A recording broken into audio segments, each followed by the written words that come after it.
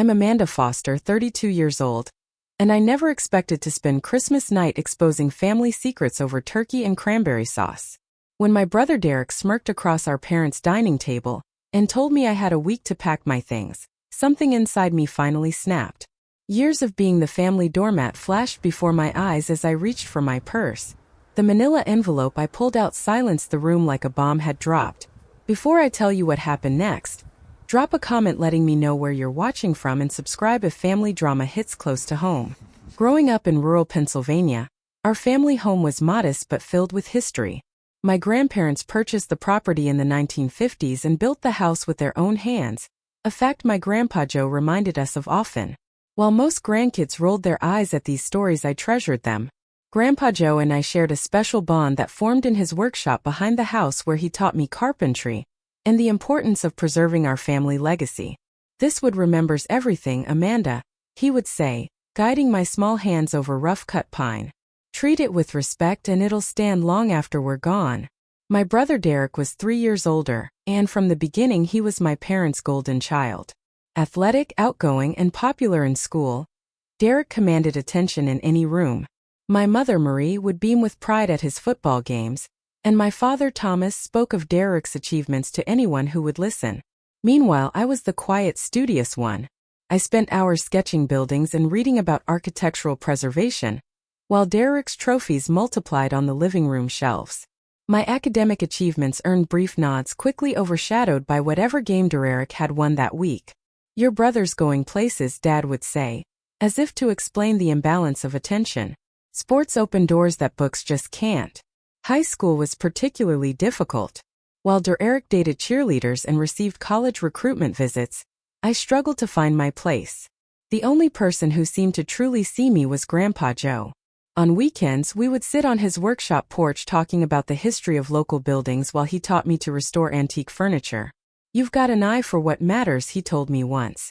"Derek sees what's shiny and new, but you see what's worth keeping." When Derek left for college on a sports scholarship, he rarely came home. His calls became less frequent, his visits brief and centered around himself. Meanwhile, I chose a local college to stay close to my aging grandparents studying architecture with a focus on historical preservation. Grandpa Joe's health began to decline during my sophomore year. While my parents were consumed with attending Derek's games in another state, I balanced classes with driving Grandpa to medical appointments. Our conversations on the porch became more meaningful, often turning to family history and his hopes for the future. "This land has been in our family for generations," he would say, looking out over the property. "Some things shouldn't be bought and sold like baseball cards." After graduating with my architecture degree, I moved back home. Grandpa Joe needed more care, and my parents seemed relieved to have someone handling the responsibility. Derek had failed to make it in professional sports by then grudgingly completing a business degree as his fallback plan. The final months of Grandpa Joe's life were difficult but precious.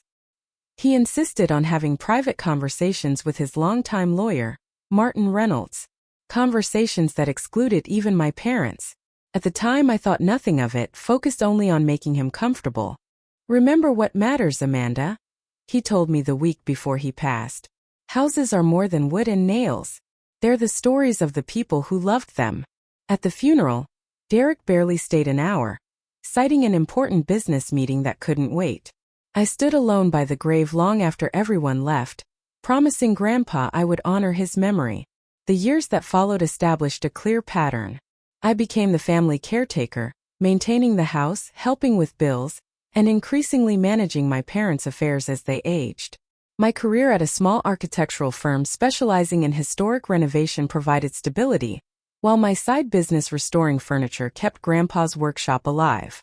Derek meanwhile married Cynthia from a wealthy family and established what appeared to be a successful business consulting firm in Philadelphia. His rare visits home were punctuated with complaints about the house's condition and frequent requests for loans for his latest ventures. "Just until this deal comes through," he would promise, though repayment never materialized. My own relationship with Robert, a kind landscape architect, ended when he couldn't understand why I wouldn't move in with him. "Your parents are adults, Amanda," he said during our final conversation. "They should be taking care of themselves, not the other way around." Perhaps he was right, but loyalty kept me tethered to the family home. Recently, tensions had increased as the house needed significant repairs. The roof leaked in 3 places and the heating system was failing. When my parents refused to discuss repairs, I quietly paid from my savings, watching my own financial security dwindle. My parents spent more and more time visiting Derek, Cynthia, and their children in their luxury home, returning with stories of swimming pools and vacation plans. Meanwhile, I was left handling property taxes, insurance, and maintenance, becoming invisible despite being essential. "Your brother has a real gift for success," Mom would say after these visits. The unspoken comparison hung in the air like dust that never settled no matter how much I cleaned. The week before Christmas found me alone in the house, balancing on a rickety ladder to hang wreaths on the windows. Snow had started falling, dusting the Pennsylvania landscape in white silence. Inside, the house felt empty despite the decorations I'd carefully arranged. After finishing the windows, I climbed into the attic to retrieve the box of ornaments my grandmother had collected. The space was cold and filled with forgotten treasures. As I pushed aside an old steamer trunk to reach the Christmas decorations, something shifted, spilling papers onto the dusty floorboards. Kneeling to gather them, I noticed an envelope marked property documents. Joseph Foster Estate in my grandfather's neat handwriting. Curious but pressed for time, I set it aside to focus on the holiday preparations. My phone chimed with a text from Derek announcing his family would be joining us for Christmas dinner. "We'll be there Christmas Day. Cynthia's parents are doing Christmas Eve. Make sure the guest room is ready for us and the kids. Mom says you'll handle dinner." No question if I had plans. No offer to help, just expectations as usual. My mother called an hour later, excited about seeing the grandchildren, and immediately launched into instructions about cleaning the guest rooms and preparing Derek's favorite foods. "And make sure you fix that loose railing on the stairs before they arrive," she added. "We don't want the children getting hurt." "I'll add it to my list," I replied, not mentioning I'd already asked Dad to help with that repair 3 times this month. The days before Christmas became a blur of shopping, cleaning, and cooking. Despite my modest teacher salary, I purchased thoughtful gifts for everyone, including Derek's children. Late at night, after preparing the house, I finally remembered the envelope from the attic. Sitting at the kitchen table where Grandpa Joe used to drink his morning coffee, I carefully opened the worn envelope. Inside were legal documents, property deeds, and a letter from Grandpa's lawyer. As I read, my hands began to tremble. According to the documents, Grandpa Joe had left the house to me, not my parents as everyone had assumed. The transfer had been completed legally months before his death, with the provision that my parents could continue living there under my ownership. I read the letter 3 times, trying to process this revelation. Why hadn't anyone told me? Why had my parents acted as if the house was theirs all these years? I decided to consult with Martin Reynolds, Grandpa's lawyer, after the holidays. For now, I needed to focus on Christmas. Christmas Eve arrived with a flurry of activity. I worked late into the night preparing the house for Derek and his family. When they finally arrived in their luxury SUV, Derek barely acknowledged my efforts, immediately commenting on the peeling paint on the porch columns. "This place is really falling apart," he said as Cynthia nodded in agreement. The children, 7-year-old Ethan and 5-year-old Lily, rushed past with expensive electronic toys while my parents fawned over them. The presents I had carefully wrapped for them were opened with barely a glance. That night, I gave up my bedroom to Derek and Cynthia, making a bed for myself on the living room sofa. Through the thin walls, I overheard them talking. "This old place isn't worth the maintenance," Derek said. "They should have sold years ago. It's practically falling down." Cynthia agreed. "I don't know why Amanda stays. It's not like she has any real claim to it." I lay awake for hours, their words echoing in my mind. In the morning, I watched as the children tore through more presents, my carefully chosen books and handcrafted toys overshadowed by the electronic gadgets from their parents. Throughout the day, Derek dropped hints about a big announcement he was saving for dinner. My parents exchanged knowing glances that left me feeling uneasy. As I prepared the meal alone, I found myself staring at Grandpa's photograph on the wall, wondering what he would advise. On impulse, I retrieved the property documents from my bedroom and tucked them into my purse. Something told me I might need them before the night was over. The dining room table was set with my grandmother's china, the one I carefully washed by hand twice a year. Turkey, ham, roasted vegetables, and 3 different pies waited to be served. As everyone took their seats, I noticed Eric watching me with an expression I couldn't quite place. Throughout the day, his condescension had grown increasingly obvious. Comments about my lack of progress in life, subtle digs about still living at home at 32, and remarks about my modest career had built a simmering resentment in me that was becoming harder to suppress. As I looked around at the family gathered for Christmas dinner, something shifted inside me. Years of being overlooked, taken for granted, and minimized crystallized into a new resolve. I touched my purse under the table, feeling the outline of the envelope within, and took a deep breath. Whatever Derek's big news was, I sensed it would change everything. Grandpa Joe's voice seemed to whisper from the past. Remember what matters, Amanda. For the first time in years, I felt ready to stand up for myself, whatever the cost. The dining room glowed with candle light as steam rose from serving dishes. I had placed everyone strategically, with Derek at the head of the table opposite Dad, Cynthia, and Mom on either side, and the children beside their parents. My own place seemed symbolic, halfway between everyone, connected to all but centered with none. Derek offered to say grace, a performance he'd never bothered with until marrying into Cynthia's religious family. He bowed his head, his voice taking on a solemnity I rarely heard from him. Lord, we thank you for this food and for family legacy, he said with a pointed look at the walls around us, and for new beginnings. Amen. The first part of dinner proceeded with the usual family dynamics.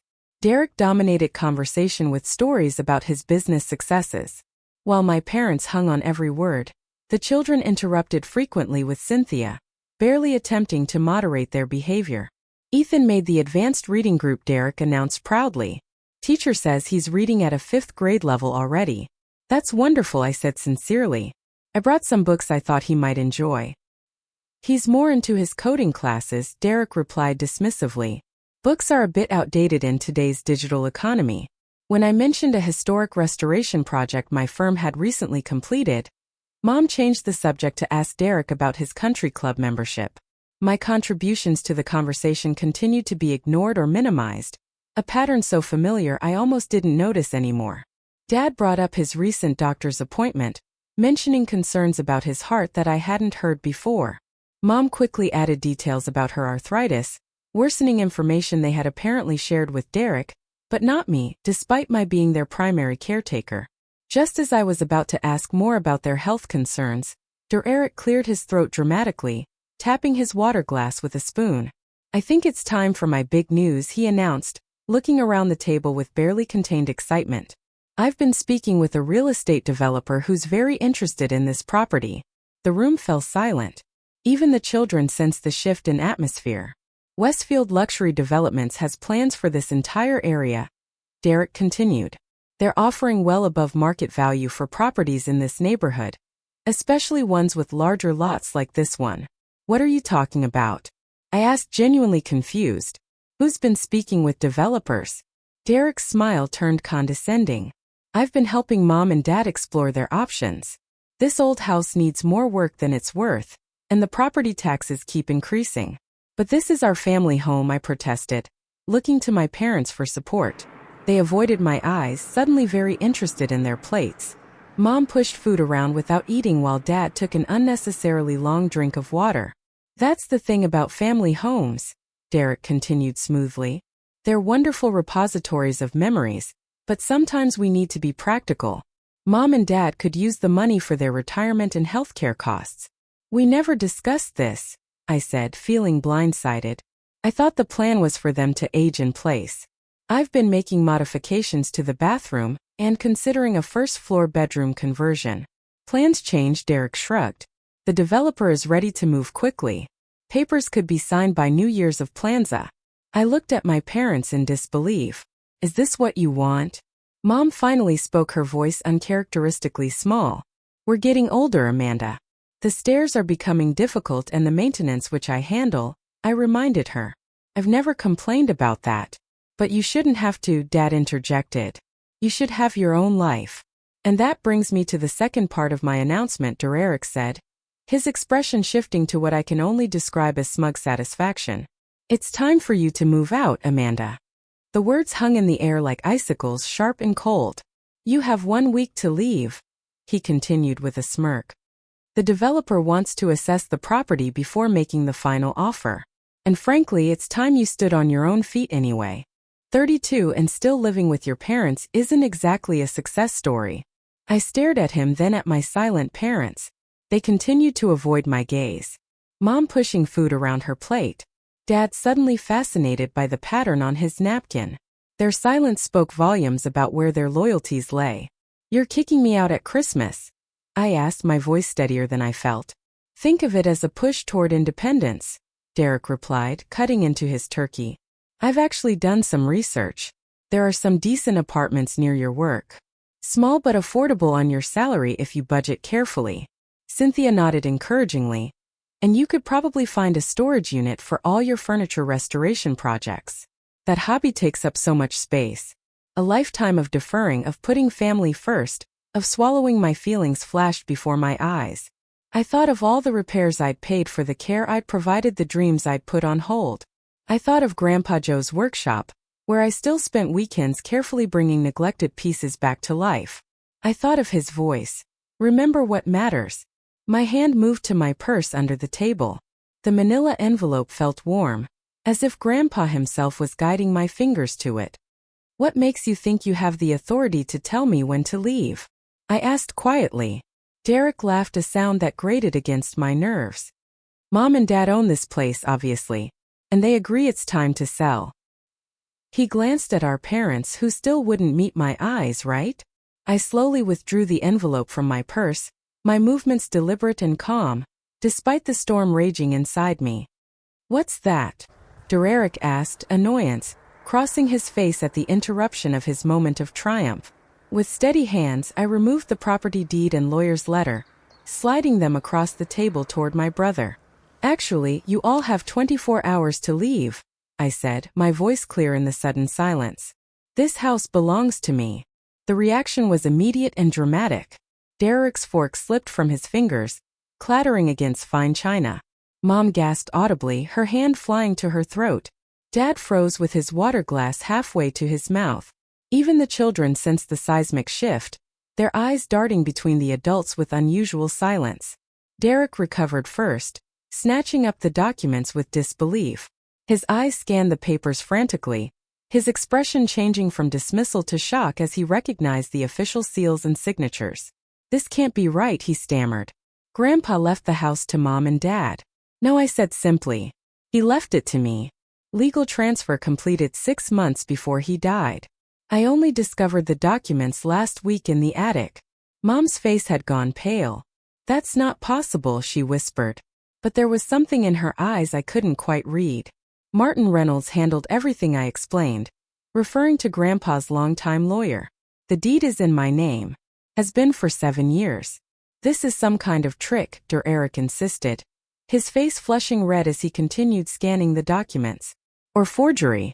Grandpa would never have bypassed Mom and Dad. He wanted the house preserved, not developed." I replied, feeling a strange calm descend over me. He knew what would happen if certain people had control over it. My gaze moved pointedly from Derek to my parents, whose expressions were growing more strained by the second. "I need to call my lawyer," Derek said, pushing away from the table so violently his chair nearly toppled. "Feel free," I replied. "Martin has copies of everything. But while you're at it, you might want to ask him about the statute of limitations for contesting a will. I believe that expired about 6 years ago." The children had begun to sense the tension, with Lily's lower lip trembling. Cynthia stood quickly, ushering them from the room with forced brightness. "Let's go see if Santa left any presents in the car," she suggested, throwing a concerned glance back at Derek. I remained seated, 7 years of being the family doormat, finally giving way to something stronger.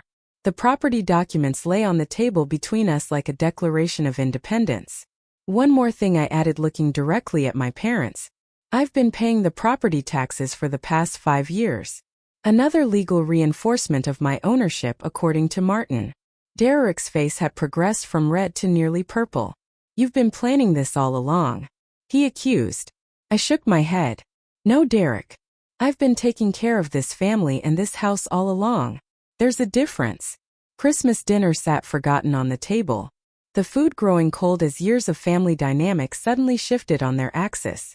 In the silence that followed, I could almost hear Grandpa Joe's approving whisper. "Stand your ground, Amanda. Some things are worth fighting for." Derek stormed from the dining room, his footsteps heavy across the hardwood floors. Grandpa and I had refinished together years ago. From the kitchen came the sound of an angry phone call, Derek's voice rising and falling in sharp bursts. In the dining room, my parents sat in stunned silence. Dad's face had hardened into angry lines while Mom's eyes had filled with tears.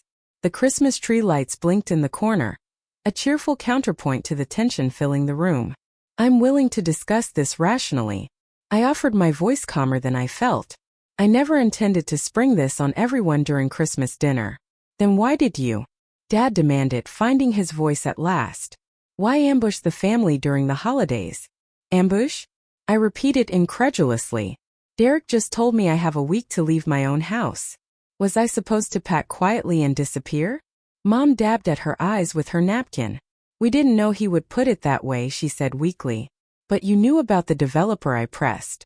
"You were planning to sell the house out from under me." Neither denied it, which was answer enough. Derek returned, his phone clutched in his hand like a weapon. "My lawyer will be reviewing these documents," he announced. "This is far from over. You can't just produce some papers and expect to take everything." "I'm not taking anything," I replied evenly. "I'm simply asserting ownership of what's legally mine. After letting everyone believe the house belonged to Mom and Dad for 7 years," Derek scoffed. "Very convenient timing, Amanda. Just when there's a lucrative deal on the table." "I only found the documents last week," I repeated. "I was planning to discuss this calmly after the holidays." "You forced my hand." "Liar." Derek spat. "Grandpa would never have left the house to you instead of his own son and daughter-in-law." A strange expression crossed Dad's face, something between guilt and resentment. Mom suddenly became very interested in straightening her silverware. "Mom," I asked, noticing the exchange of glances between my parents. "Dad, is there something you want to tell me?" The silence stretched uncomfortably until Dad finally sighed heavily. "We met with Martin after the funeral," he admitted reluctantly. "He informed us of the property transfer." The revelation hit me like a physical blow. "You knew all this time. You knew the house was mine." Mom nodded miserably. "We thought it would be easier if we just continued as before." "Easier for whom?" I asked, my voice barely above a whisper. "For everyone," Dad insisted. "What difference did it make? You were living here anyway. We didn't see the need to complicate things with legal technicalities." "Legal technicalities?" I repeated, incredulous. "You let me believe this was your house. You let me pay for repairs, taxes, insurance, which you would have done anyway out of family duty," Derek interjected dismissively. I turned to him slowly. "Did you know too?" His hesitation before denying it told me everything. "So, all 3 of you knew that Grandpa left this house to me, and you deliberately kept me in the dark for 7 years." The betrayal felt like ice in my veins while letting me shoulder the financial burden of maintaining it. "We didn't ask you to pay for repairs," Dad protested weakly. "No, you just complained until I offered," I replied, "and made it clear you couldn't afford them yourselves." Derek, seeing his position weakening, changed tactics. "Even if the house is technically yours," he said, emphasizing the word technically, "you don't have the resources to maintain it properly. The roof needs replacing, the foundation has issues." "Issues I've been addressing with my own money for years," I interrupted while believing I was helping my parents maintain their home. I reached into my purse again, this time withdrawing a small notebook. Opening it, I revealed meticulous records of every repair, tax payment, and improvement I'd made to the property over the past 7 years. $27,000, I said, pointing to the final tally. "That's what I've contributed to this house since Grandpa died. Not including my labor or the countless hours I've spent caring for you both." Mom started crying in earnest now, while Dad's face flushed with anger or embarrassment. I couldn't tell which. Cynthia returned without the children hovering uncertainly in the doorway. "Derek, perhaps we should continue this conversation another time," she suggested, her voice tight with displeasure. "It's Christmas. There's nothing to continue." Derek snapped. "Amanda is clearly having some kind of breakdown. No one just finds property documents and immediately tries to evict their family." "Evict?" I echoed. You're the one who told me I had a week to leave. That's different, he insisted. Mom and Dad need the money from the sale. The developer already paid a deposit. I stared at him. You took money for property you don't own. My parents shifted uncomfortably, another wordless confirmation. You signed preliminary paperwork, didn't you? I asked them directly. Nothing binding, Dad muttered. Just an agreement in principle. The pieces suddenly clicked into place. This isn't about Mom and Dad's retirement at all, is it, Derek? What financial trouble are you in this time? His face contorted with fury. You don't know what you're talking about. Actually, I think I do. I continued, the truth becoming clearer. All those business successes you've been bragging about. The country club membership, the luxury vacations. It's all smoke and mirrors, isn't it? Cynthia's sharp intake of breath confirmed my suspicion before Derek could deny it. The developer's offer would solve all your problems, I continued. Pay off whatever debts you've accumulated. Let you keep pretending to be successful for a little longer. You self-righteous, Derek hissed, forgetting that his children might overhear. You think staying in this crumbling old house makes you superior while the rest of us are out in the real world taking risks and building something? Derek, Mom gasped at his language. No, let him speak, I said. A lifetime of repressed emotions finally finding voice. Let's get everything out in the open. You've been taking from this family for years, Derek. Loans you never repay. Support you never acknowledge. And now you want to take the house too. Family takes care of family. He shot back. Isn't that what you're always preaching? Or does that only apply when you're the one calling the shots? Family doesn't lie to family for 7 years, I countered. Family doesn't try to sell property they don't own. Family doesn't kick someone out at Christmas and call it a favor. From upstairs came the sound of children crying. The Christmas atmosphere completely shattered by adult conflict. I took a deep breath, trying to center myself. Look, I'm not trying to hurt anyone. But this house is legally mine. And I've just discovered you've all been lying to me for years while planning to sell it out from under me. Can you understand why I might be upset? Derek's face darkened. This isn't over. If you think I'm going to let you ruin everything over some sentimental attachment to this old place, you're mistaken. He leaned across the table, his voice dropping to a threatening whisper. You'll regret choosing a house over your family. I met his gaze steadily. A house is just a building, Derek. Family is people who respect and support each other, not take advantage and lie. By that definition, I'm not sure what I'd be choosing between. My words hung in the air between us. Decades of unspoken truth finally given voice. Derek's face contorted with rage. I'm not leaving. You'll have to physically remove me. With deliberate calm, I picked up my phone and dialed a number I'd found in Grandpa's papers. Martin, it's Amanda Foster. Yes. Merry Christmas to you too. I'm sorry to bother you during the holiday, but I've encountered a situation regarding the property. Yes, that's right. Would you mind speaking to my family? I've just informed them of the ownership status and they're having trouble accepting it. I put the phone on speaker and placed it in the center of the table.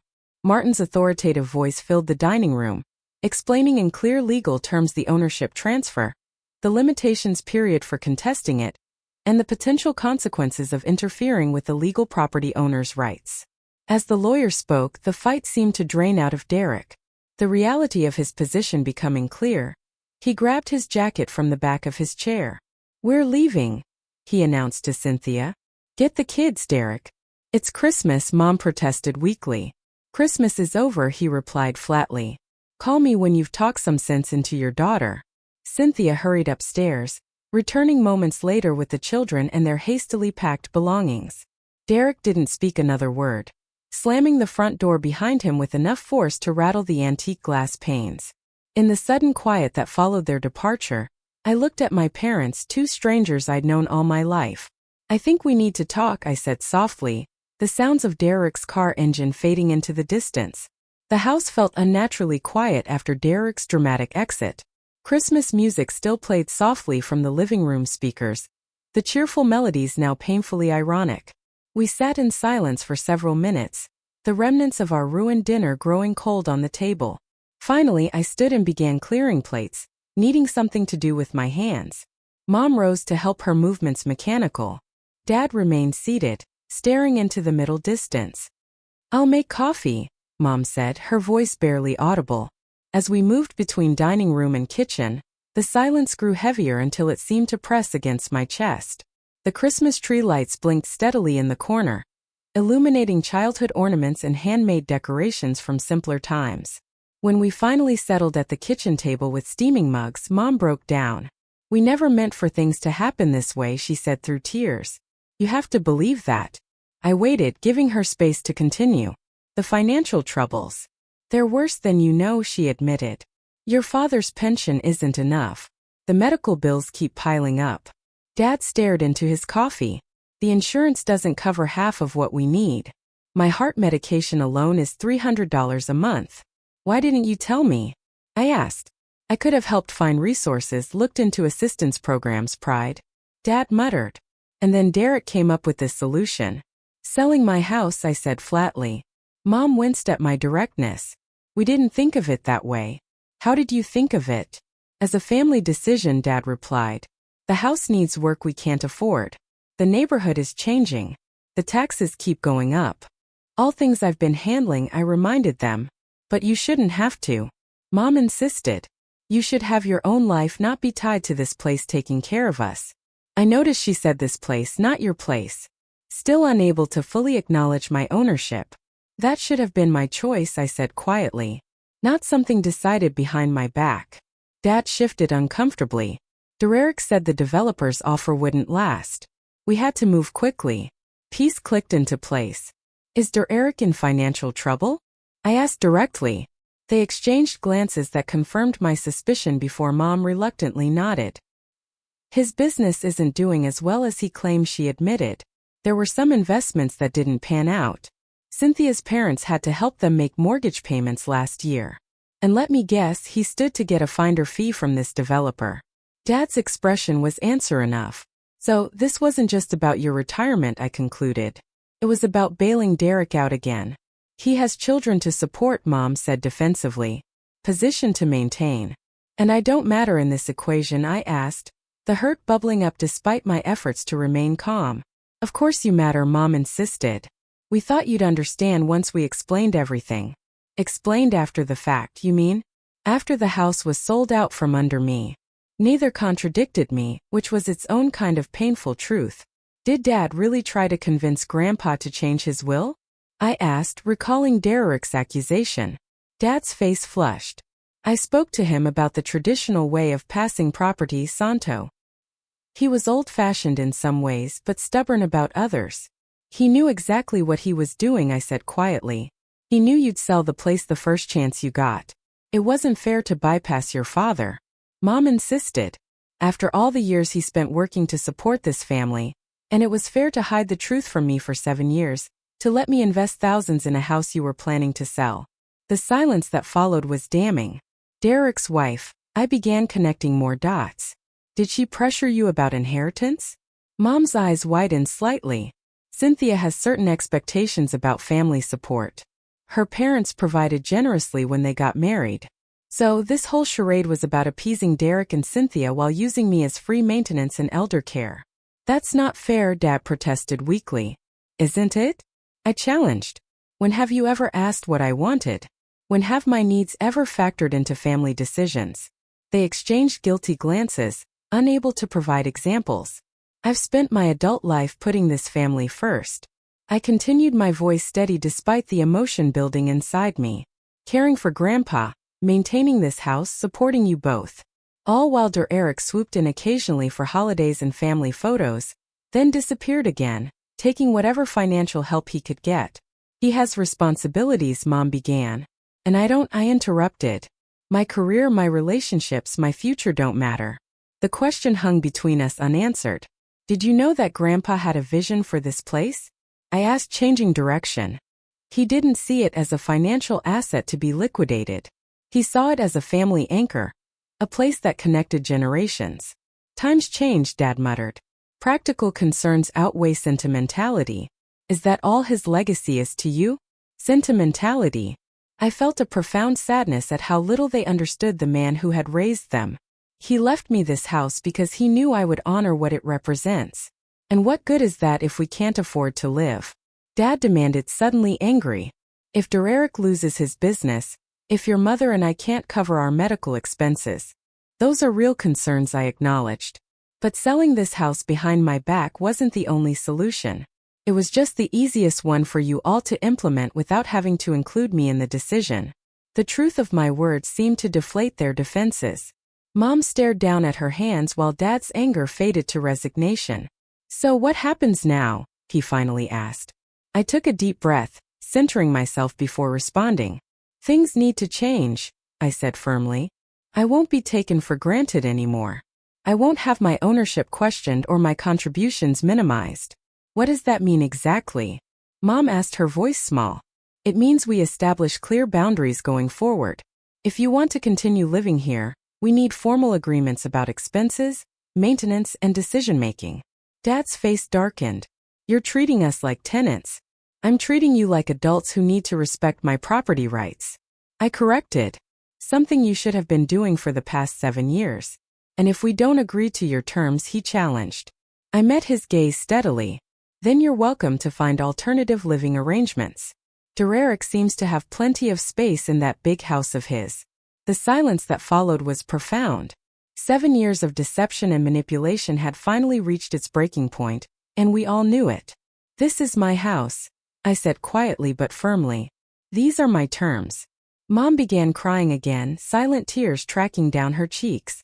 Dad stared at me as if seeing a stranger, his face cycling through disbelief, anger, and finally reluctant acceptance. We'll need time to think, he said stiffly. Take all the time you need, I replied. But the developer deal is off the table, and any future discussions about this property will include me as the owner. In that moment, the family hierarchy that had stood for decades crumbled into dust. I was no longer the compliant daughter, the family caretaker who could be taken for granted. For the first time, I held the power in our relationship, and we all knew it would never be the same again. Mom wiped her eyes, gathering herself. I think we should go to a hotel tonight, she said softly. Give everyone some space to process. Dad nodded stiffly, still struggling with the new reality. As they rose to pack overnight bags, I remained at the kitchen table, the weight of the day settling around me. The house creaked and settled, familiar sounds that had provided the soundtrack to my life. This is my house, I whispered to myself, the words still strange on my tongue after years of believing otherwise. Grandpa trusted me with it, and for the first time I truly understood why. The morning after Christmas dawned clear and cold sunlight glinting off fresh snow. I woke in my childhood bedroom, momentarily disoriented by the silence. No sounds of Mom preparing breakfast. No Dad reading the newspaper in his recliner. The emptiness of the house pressed against me like a physical presence. I moved through the room slowly, seeing the space through new eyes, not as my parents' home where I stayed out of obligation, but as my property, my inheritance, my responsibility. The realization was both freeing and sobering. My phone chimed with a text from Derek. This isn't over. My lawyer will be contacting you. Family doesn't do this to family. I forwarded the message to Martin Reynolds without responding, then made myself coffee in the quiet kitchen. The Christmas tree stood in the corner, presents still scattered beneath it, abandoned in yesterday's chaos. Within an hour, Mom called, her voice small and uncertain. How are you this morning? She asked as if we'd had a minor disagreement rather than a family-shattering revelation. I'm processing, I answered honestly. How about you and Dad? He's angry, she admitted. Hurt, confused about how things went so wrong. 7 years of deception might have something to do with it, I said, unable to keep the edge from my voice. Her sigh carried through the phone. Amanda, we're sorry. We made mistakes. But you have to understand our position, too. I understand perfectly, I replied. You chose to lie to me rather than respect Grandpa's wishes. You were planning to sell my property without my knowledge or consent. And you've been allowing me to financially support a house you knew wasn't yours while treating me like an unwelcome guest. That's not fair, she protested weakly. What's not fair is discovering my entire family has been lying to me for 7 years, I countered. What's not fair is learning that the home I've been maintaining was legally mine all along while you all planned to profit from selling it. The silence stretched between us, decades of unspoken truths hanging in the balance. What do you want from us? She finally asked. Honesty, respect? recognition of my legal rights, and accountability for the choices you've made. And practically speaking, do you want us to move out? I took a deep breath. I've prepared a formal rental agreement. If you and Dad want to continue living here, we need clear terms about expenses, maintenance, responsibilities, and decision-making authority. A rental agreement for your own parents. The hurt in her voice was evident. Yes, I said firmly, because informal arrangements based on family obligation clearly haven't been working. After ending the call, I contacted Martin to begin drafting the necessary paperwork. Within hours, he'd emailed a cease and desist letter addressing Derek's threats along with a rental agreement for my parents to consider. Support came from unexpected quarters. My coworkers, hearing a sanitized version of the situation, rallied around me with legal referrals and emotional encouragement. Friends I'd neglected while prioritizing family obligations reached out, reminding me I wasn't alone. When my parents returned to collect some belongings, the atmosphere was tense and uncertain. Dad moved stiffly through the house, barely speaking, while Mom fluttered nervously, trying to maintain a facade of normalcy. "We need to talk," I said, gesturing to the kitchen table where I'd placed copies of the rental agreement. "I'm not signing that," Dad stated flatly, not even looking at the document. "Then you'll need to make other living arrangements," I replied, surprised by my own calm. "The house is mine legally and morally. Grandpa entrusted it to me because he knew I would preserve it, not sell it to developers. After everything we've done for you," he began, anger coloring his words. "What exactly have you done for me, Dad?" I interrupted. "Let me pay for repairs on what I thought was your house. Allow me to care for you and Mom, while planning to sell the property out from under me. Accept my financial contributions while lying to my face for 7 years. The directness of my question seemed to deflate him. For perhaps the first time he looked at me, not as his compliant daughter, but as an adult standing her ground. "I need time to think," he muttered. "Take all the time you need," I replied. "But understand that the situation has changed permanently. I'm no longer asking for permission to exist in my own home." Mom, more pragmatic, picked up the rental agreement and began reading. "These terms seem reasonable," she admitted reluctantly. In the days that followed, Derek escalated his campaign, attempting to rally extended family against me. His efforts largely failed when the full story emerged, including the deception about ownership and the attempt to sell without my knowledge. Meanwhile, I began reclaiming spaces within the house. Grandpa's workshop, which had fallen into disuse as my caregiving responsibilities increased, became my focus. I cleared out accumulated junk, organized tools, and began restoration projects I'd postponed for years. As January arrived, my parents faced a decision. The rental agreement sat unsigned on the kitchen counter, a physical manifestation of our changed relationship. After much discussion between themselves, they reluctantly accepted the new terms. "This doesn't feel right," Dad grumbled as he signed his name. "It wouldn't have been necessary if you'd been honest with me from the beginning," I reminded him gently. The first family dinner under the new arrangement was awkward, but necessary. Mom cooked, I set the table, and Dad grudgingly participated. Derek's continued absence was both a relief and a sorrow, though his children occasionally asked when they could visit Aunt Amanda again. As winter mellowed into spring, physical changes to the property reflected the internal family shifts. I hired contractors to repair the roof, installed energy-efficient windows, and began restoring Grandpa's workshop to its former glory. Each improvement felt like reclaiming not just the property but my own identity. My parents, watching these transformations, began to see me differently. Mom adapted more quickly, expressing interest in the improvements and occasionally offering design suggestions. Dad remained reserved but gradually stopped questioning my decisions about the property. By Easter, we had established a tentative new normal. Derek had finally acknowledged the legal reality, if not the emotional one, dropping his threats of legal action after his own lawyer confirmed my ownership was unassailable. The family gathered for a holiday meal, smaller and more subdued than in previous years, but marked by a new honesty. When Derek's daughter asked innocently why we hadn't sold the house like Daddy wanted, the uncomfortable silence that followed was broken by my mother's surprising response. "Because this is Amanda's house," she said simply.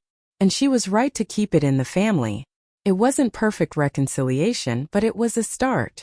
As spring flowers bloomed in the garden Grandpa and I had planted years ago, I felt a sense of rightness settle over me. Standing up for myself had been painful but necessary, not just for the house but for my own growth. The property was truly becoming mine in spirit, as well as law. A place where I could honor the past while building my own future on a foundation of self-respect and clear boundaries. 1 year later, as another Christmas season approached, I stood in Grandpa's workshop putting the finishing touches on a rocking chair I'd been restoring. The space had been completely transformed with organized tools hanging on pegboards and projects in various stages of completion, arranged neatly on workbenches. So much had changed in 12 months. The house itself reflected my architectural vision while honoring Grandpa's craftsmanship. New wiring, updated plumbing, and carefully preserved original woodwork created a home that was both historically significant and comfortably livable. My furniture restoration business had grown from occasional weekend projects to a legitimate side income. Local antique dealers now referred clients to me, and I'd been featured in a regional home magazine showcasing artisans preserving traditional crafts. The relationship with my parents had evolved into something healthier based on mutual respect rather than obligation. The rental agreement, initially viewed as an insult, had actually clarified expectations and reduced tensions. Mom had grown to appreciate the improvements to the house, while Dad grudgingly admitted the property looked better than it had in years. Derek remained the most difficult family relationship. His initial anger had given way to a sullen acceptance, though he visited rarely and kept conversations superficial. His financial troubles had eventually become public when he was forced to downsize his home and lifestyle, a humbling experience that somewhat tempered his arrogance. Surprisingly, his children had developed a stronger relationship with me. They loved visiting the workshop where I taught them simple woodworking projects just as Grandpa had taught me. These moments felt like healing across generations, repairing what had been broken in our family. As I hung the final tool on its hook, I reflected on the painful but necessary journey of the past year. Standing up for myself had cost me the comfortable illusion of family harmony, but had given me something far more valuable: authentic relationships, based on truth rather than convenience. The Christmas decorations were already up throughout the house, but this year, they reflected my personal taste rather than obligatory tradition. I'd invited the family for Christmas dinner, hosting on my terms rather than being the unpaid help. When everyone arrived, the contrast with the previous year's disaster was striking. Conversations flowed more naturally with space for everyone to be heard. My mother had brought her famous pie, but as a contribution rather than an obligation. Dad actually complimented the new furnace I'd installed, acknowledging the improvement in comfort. Derek and Cynthia came with the children, their demeanor more subdued since their financial difficulties had become known. When Derek commented on a beautifully restored sideboard in the dining room, I seized the opportunity for connection. Grandpa and I started that piece together. I just finished it this month. Something flickered across his face. Regret, perhaps, for the relationship with Grandpa he'd never prioritized. He was good with his hands, Derek acknowledged. I wish I'd paid more attention when he tried to teach me. It's never too late to learn, I offered. The workshop is always open. It wasn't forgiveness exactly, but it was an opening. A small crack in the wall between us. As we gathered around the dining table, the same one where last year's confrontation had erupted, I looked at the faces of my family. Imperfect, complicated, sometimes hurtful, but still mine. The past year had taught me that standing up for yourself doesn't mean cutting people off. It means creating relationships where respect flows in both directions. Before we eat, I said, raising my glass, I'd like to make a toast to Grandpa Joe. His gift wasn't just this house. It was the courage to honor what matters even when it's difficult. My parents nodded, a year of reflection having softened their perspective. Even Derek raised his glass, the smallest acknowledgement of a truth he'd fought so hard to deny. Later that evening, after everyone had left, I sat alone in Grandpa's workshop with his photo on the wall. The special project we'd begun years before, a hope chest with intricate carvings, stood completed in the corner, a bridge between past and present. You knew, didn't you? I said to his smiling image. You knew I'd need the house to find my voice. The quiet workshop offered no answer, but the comfortable silence of a space where I belonged completely. On Christmas Eve, I stood at the window watching snow fall gently on the property that had been in our family for generations. The journey had been difficult, the confrontations painful but necessary. I had discovered that standing up for yourself can be the greatest act of self-love, even when it costs you the comfortable illusion of family harmony. True family, I had learned, supports your growth, rather than constraining you to convenient roles. And sometimes what seems like losing family leads instead to finding your authentic self and building relationships on a foundation of truth rather than obligation. As I turned from the window to light the Christmas candles, I felt Grandpa's presence in every corner of the house he had entrusted to me. The legacy wasn't just in the wood and nails, but in the courage to honor what matters, to stand firm when necessary, and to rebuild what has been broken with patience and integrity. Have you ever had to stand up to family for what was rightfully yours? How did you handle the difficult conversations and maintain boundaries while still preserving relationships? Share your experiences in the comments below. If this story resonated with you, please hit the like button and subscribe to hear more real-life stories about family boundaries and finding your voice. Thank you for listening, and remember that sometimes the hardest choices lead to the most meaningful growth. Your story matters too.